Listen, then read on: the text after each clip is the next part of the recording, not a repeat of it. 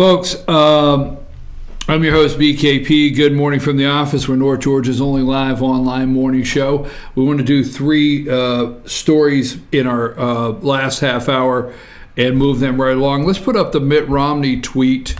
Mitt Romney tweeted out, and remember, Mitt Romney was the loser, was the last establishment loser. The last establishment loser. He's a loser. That Mitt lost. He's a loser. Last establishment loser, Mitt Romney. Didn't he lose to Barack Obama?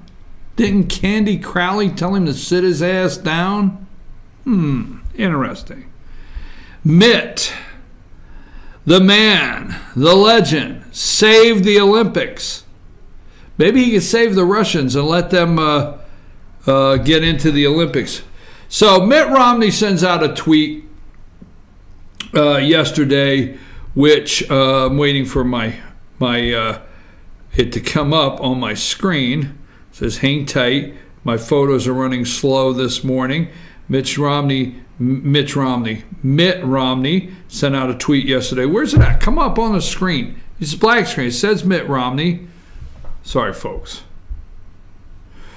Can I ask you kindly to read that, because my computer won't bring it up. Can you read what Mitt Romney said first? I got it.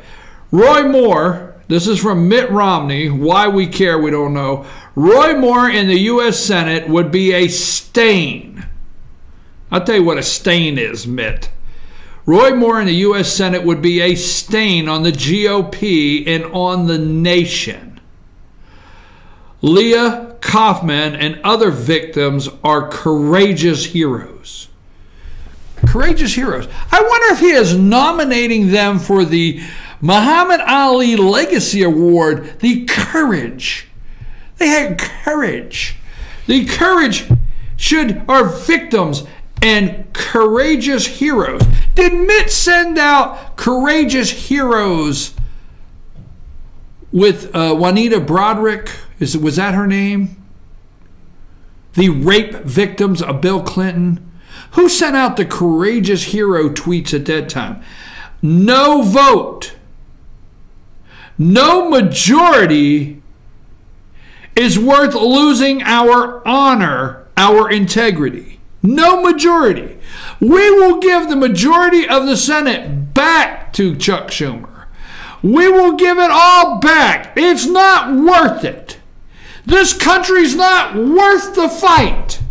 No vote, no majority is worth losing our honor. So now you pick. Now this is the guy, remember? This is the guy that stood up and told you your president was a phony, a fraud. His promises were about as worthless or had the same value as a diploma from Trump University. So Mitt Romney sends out yesterday, Roy Moore in the Senate would be a stain on the GOP and on the nation. Leah Kaufman and other victims are courageous heroes. No vote, no majority is worth losing our honor and our integrity. Mitt, newsflash. Our honor and integrity, whoop, it's gone. Out the window. Over. Finished. Did you miss Conyers? Is resigning.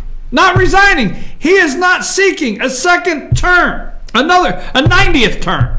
He is not seeking another term, Conyers.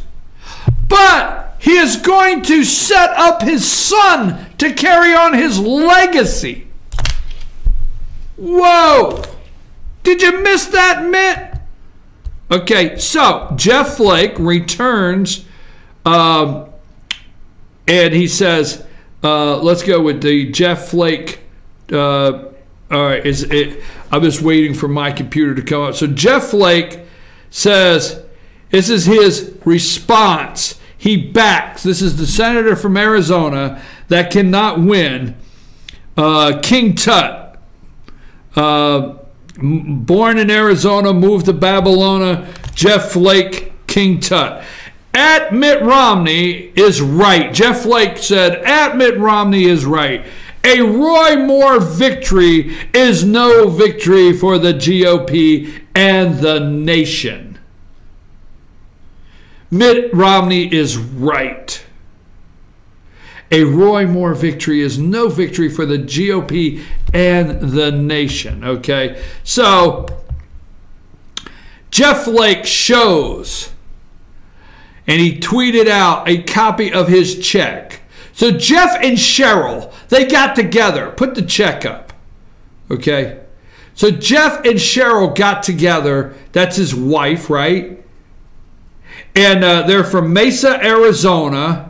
Zip code 85205, and they said on December 5th, 2017, they were going to take check number 221 and dedicate it to Doug Jones for U.S. Senate, and they were going to send him $100. 100 big ones, macaroonies, the big ones, $100, and they were going to write in the caption, for country over party. If we took, folks, Jeff Flake's and every senator and every congressman in the United States, and we did a country over party vote comparison where these senators or these congressmen voted for the country over party, we would not be here today. Jeff Flake's country over party. So he sends Doug Jones $100. And you know what? Bannon's down there. Steve Bannon has gone nuts. Now, they all got to work together. You got Mitt Romney, the establishment. You got Jeff Flake, the establishment. You've got the deep state. You've got the Democrats. They're working with the Democrats.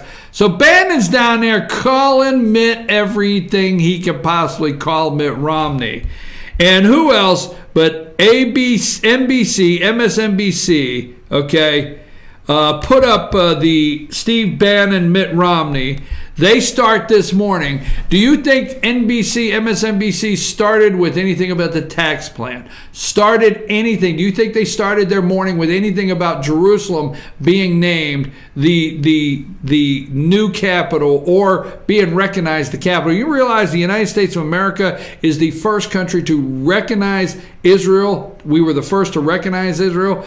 Steve Bannon, this is what they opened up with. Steve Bannon criticizes Mitt Romney while campaigning for Roy Moore. And then pull up the Bannon enemy list. Okay. And we have Steve Bannon. This is MSNBC. This is how they open their show. Okay. This morning. From that to talking about 31% of Republicans want a different presidential candidate. So here is the Steve Bannon enemy list. I think that's how I have it put up here. I wish my computer would. Yeah, the picture. Yeah, there it is. Okay. What does that caption say underneath there, Sam? Because mine's not coming up. Bannon lists establishment enemies during Moore rally.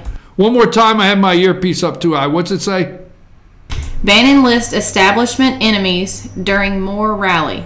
Right. So here you got Joe and Minka and I forget what the other guy's name is. There's that Willie Geister. And then you got the Barnacle. What the hell's a Barnacle, right?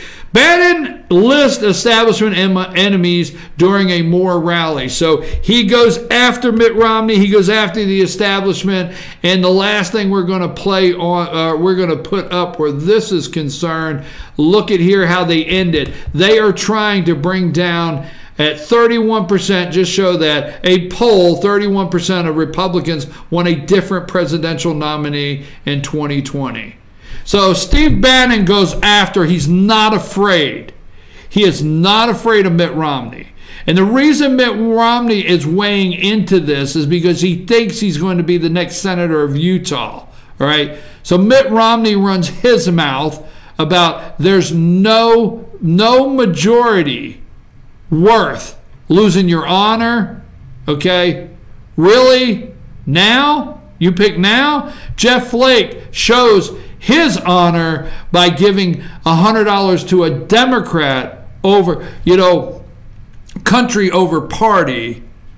But Steve Bannon goes down and he doesn't care, and he takes on Minka, and he takes on Joe, and he takes on Mitt Romney, and he takes on the establishment the corporatocracy. He takes on the corporate media. He takes them on in Alabama. And then President Donald Trump is going to Pensacola, and he is going to campaign, and Roy Moore is going to be the next senator from Alabama. And I predicted it after, remember that? After the Billy Bush.